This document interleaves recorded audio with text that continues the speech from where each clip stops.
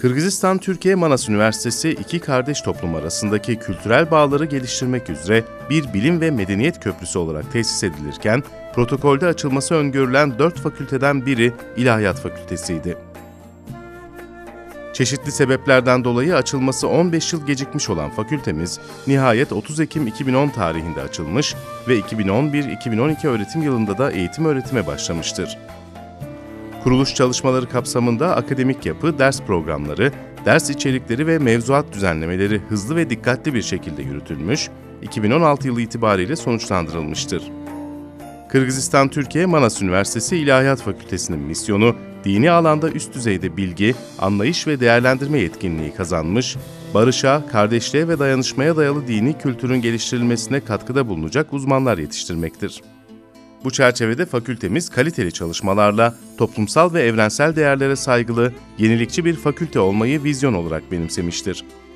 Farklı inanç ve düşüncelere saygı çerçevesinde geliştirici, birleştirici ve bütünleştirici tavırlarla insanlığın huzur ve mutluluğunu esas almak, temel değerlerimizin özünü teşkil etmektedir.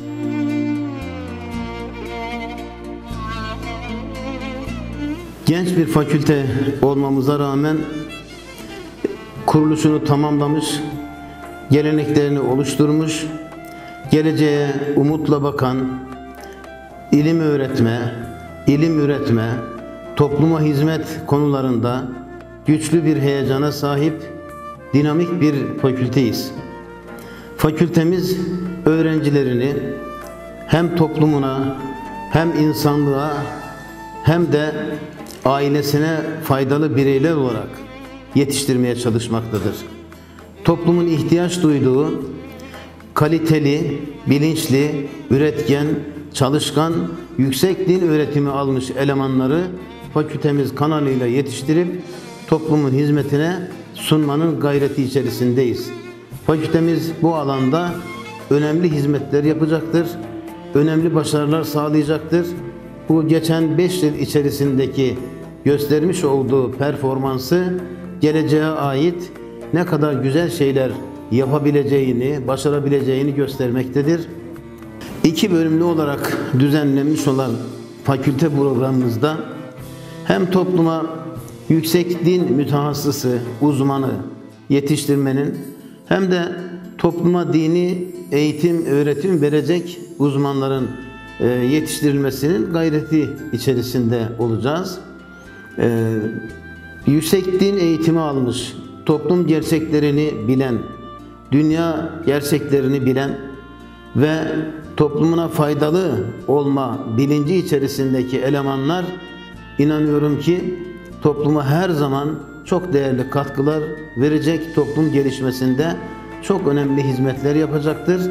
Biz de fakültemizin bu beklenti içerisinde bu umutla hizmet verecek bir fakülte olduğu bilinciyle daima başarılara koşmasını diliyoruz.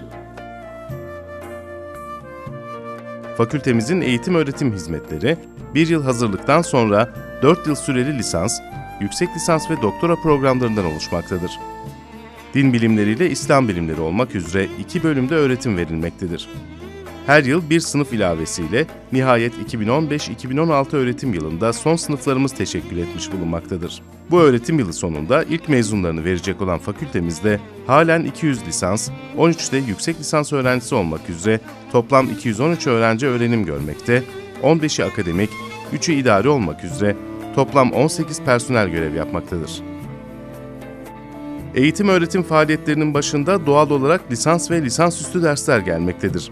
Öğretim elemanlarımız dersler dışında takviye kursları, idari görevler, komisyon çalışmaları, öğrenci danışmanlıkları ve sosyokültürel faaliyetler gibi çalışmaları da etkin bir şekilde yürütmektedirler. Öğrencilerimizden başarılı olanlara bölümler arasında çift ana dal yapma imkanı verilmekte ve 2 bölümden de birlikte mezun olması sağlanmaktadır. Kırgızistan, Türkiye Manas Üniversitesi'nde açılan İlahiyat Fakültesi sadece Kırgızistan çapında değil, bölge olarak tüm Orta Asya çapında da önemli bir konuma sahiptir.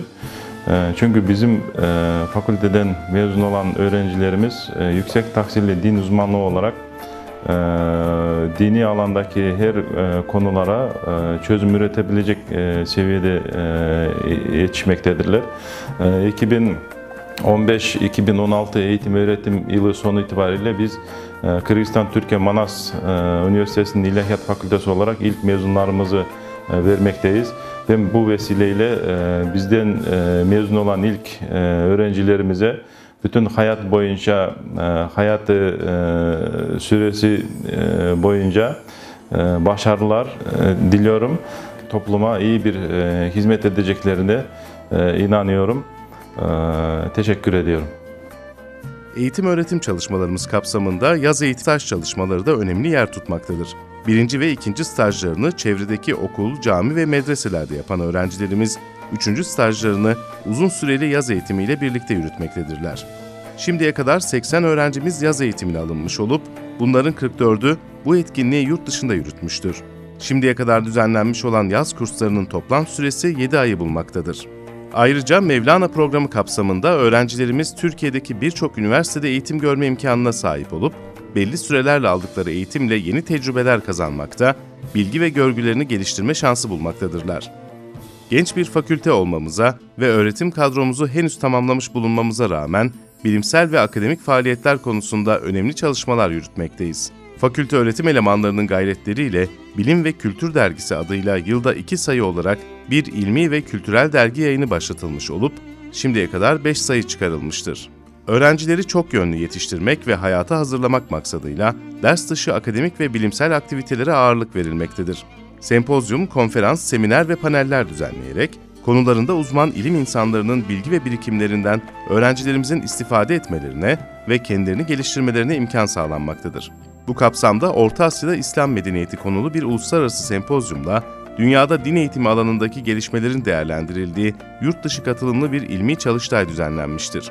Yine bu çerçevede 12 konferans, 6 panel ve 15 günlük periyotlarda yapılan seminerlerle çok sayıda ilim ve fikir insanıyla öğrencilerimiz buluşturulmuştur. Bilimsel araştırma olarak Kırgızistan Devlet Başkanlığı'nca verilen Kırgızistan'da dini durum, din eğitimi, durum analizi ve öneriler başlıklı bir proje yürütülüp sonuçlandırılmış ve sonuç raporu ilgili makamlara sunulmuştur. Halen Kırgızistan'ın dini hayatına ilişkin önemli katkılar sunması beklenen 2 ayrı bilimsel projenin yürütülmesine devam edilmektedir.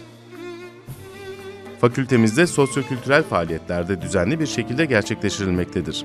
Bunların başında her yıl Peygamberimizin doğum günü münasebetiyle Kutlu Doğum Programı ve Şebi Arus münasebetiyle Mevlana'yı anma programı gelmektedir.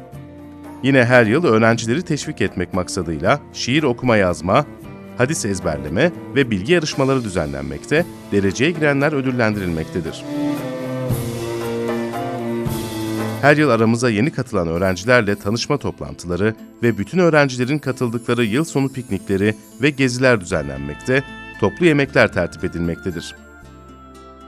Ayrıca fakültemizin öncülüğünde Kırgızistan'daki ilahiyat fakülteleri öğrencileri arasında ilahiyat fakülteleri spor oyunları geleneği başlatılmıştır. Bu sayede öğrencilerimizin diğer ilahiyat fakülteleri öğrencileriyle tanışıp kaynaşmaları amaçlanmaktadır. Topluma hizmet faaliyetleri de titizlikle planlanıp yürütülmektedir. Bu kapsamda Kırgızistan'daki dini durumu izleme, değerlendirme ve iyileştirmeye yönelik fikirler geliştirmek üzere fakültemiz öncülüğünde bir din eğitimi platformu oluşturulmuştur. Platform çalışmalarının sonuçlarını ara raporlar halinde Din Komisyonu Başkanlığı'na ve diğer ilgili mercilere sunmaktadır. Yapımı tamamlanarak hizmete sunulmuş olan uygulama camimiz her gün halkın ziyaret ve ibadetine açık tutulmakta, her hafta Cuma günü yaklaşık 7.000 kişiye vaaz ve hutbelerle dini yönden bilgilendirme yapılmaktadır. Öğrenci aileleriyle irtibatlarımız iyi bir düzeyde devam etmektedir. Bu kapsamda aile konseyi toplantısı yapılmış, yönetim ve denetleme kurulları oluşturulmuştur. İlk mezunlarımızı veriyor olmamız sebebiyle ailelerle koordineli olarak çeşitli etkinlikler planlanmıştır. Kapsamlı bir mezuniyet programı ve mezuniyet yemeği planlanmış, fakültemiz bahçesine mezunlarımızın her biri kendi adına birer hatıra ağacı dikmişlerdir. Fakültemizin tanıtımı maksadıyla her yıl düzenli olarak tanıtım faaliyetleri yürütülmekte, web sayfasının güncellenmesi, bildiri dağıtımı, tanıtım masası ve panosu gibi yollarla bu çalışmalar sürdürülmektedir. Yine fakültemizin öncülüğünde başlatılan Kırgızistan'daki İlahiyat Fakülteleri Dekanları toplantısı devam etmektedir. 3 yıldan bu tarafa 6 ayda bir toplanan İlahiyat Fakülteleri Dekanları, fakülteler arasındaki işbirliği imkanlarını tartışıp dayanışma ve işbirliklerine yönelik çalışmalar yapmaktadırlar. öğrencilerimizin her an kolaylıkla ulaşıp kullanacakları yaklaşık 2000 adetlik el kitapları koleksiyonu oluşturulmuştur. Söz konusu kitaplık bir araştırma görevlisinin sorumluluğunda gün boyu öğrencilere açık tutulmaktadır. Temininde güçlük çekilen bazı ders kitapları da bu kitaplıkta demirbaş olarak bulundurularak öğrencilere ödünç verilmektedir. Ayrıca dijital olarak İslami alanlara ilişkin 350 bin ciltlik çok geniş bir koleksiyon temin edilerek öğrencilerin istifadesine sunulmuştur. Önemli bir faaliyetimiz de vakıf hizmetlerimizdir. Fakültemiz dekanının başkanlığında 12 Şubat 2012 tarihinde kurulmuş olan Avrasya Bilim ve Kültür Vakfı, fakülte binası ve uygulama camiinin yapımını üstlenmiştir. Vakıf başkanlığıyla rektörlük arasında imzalanıp mütevelli heyetçe de onaylanan protokol çerçevesinde tesisleri yapıp rektörlüğe teslim etmek üzere çalışmalara Nisan 2012 tarihinde başlanmıştır. Vakıf başkanlığıyla rektörlük arasında imzalanıp mütevelli heyetçe de onaylanan protokol çerçevesinde tesisleri yapıp rektörlüğe teslim etmek üzere çalışmalara Nisan 2012 tarihinde başlanmıştır. Vakfımız 3 yıllık bir çalışma sonunda yaklaşık 2500 metrekare inşaat alanına sahip 5000 kişilik uygulama caminin inşaatını tamamlayarak 13 Temmuz 2015 tarihinde hizmete sunmuştur. Caminin namaz kılma alanı dışında alt katta çeşitli ihtiyaçlara cevap verecek mekanlar da bir kültür merkezi ve ihtiyaç alanları olarak tamamlanarak hizmete hazır hale getirilmiştir. Özellikle cenaze yıkama, kefenleme ve saklama ünitesi Kırgızistan'da eksikliği duyulan çok önemli bir ihtiyacı karşılayacaktır. Camimiz İstanbul'daki tarihi camileri andıran büyüklükte, Osmanlı mimari özellikleriyle yapılmış olup Türk ve Kırgız motifleriyle süslenmiştir. Fakülte öğretim binası olarak inşa edilen 3600 metrekare kapalı alana sahip binanın yapımı tamamlanmak üzere olup 2016-2017 öğretim yılı başında hizmete sunulacaktır. İlahiyat Fakültesi İslam Bilimleri Bölümünün 4. sınıfın öğrencisiyim. Kedibek kızı Nurize. Öncelikle ben burada okuduğumdan ve mezun olacağımdan kendimi çok şanslı olduğumu söylemek istiyorum. Çünkü buradaki hocalarımız bize sadece ilim, bilim vermekle kalmadan bizlere çok doğru dürüst bir insan olmayı öğrettiler ve hayatı nasıl bir yaşamayı öğrettiler. Bunun için de öncelikle hocalarımıza Allah razı olsun ve çok teşekkürlerimizi söylemek istiyorum. Sonuç olarak her yönüyle kuruluşu tamamlanmış, önemli bir kalite ve saygınlık düzeyine ulaşmış bir dini yüksek öğretim kurumu Kırgızistan'a kazandırılmıştır. Fakültemizin kuruluşuna katkı sağlayan, gelişmesine emek veren ve bütün faaliyetlerin gerçekleşmesine görev alan, maddi ve manevi destek veren herkese, özellikle personel ve öğrencilerimize yürekten teşekkürler. Fakültemize karşı gösterdiği yakın ilgi ve her türlü değerli destekleri için Sayın Rektörümüze, rektörlük yönetimine ve personeline de şükranlarımızı sunuyoruz.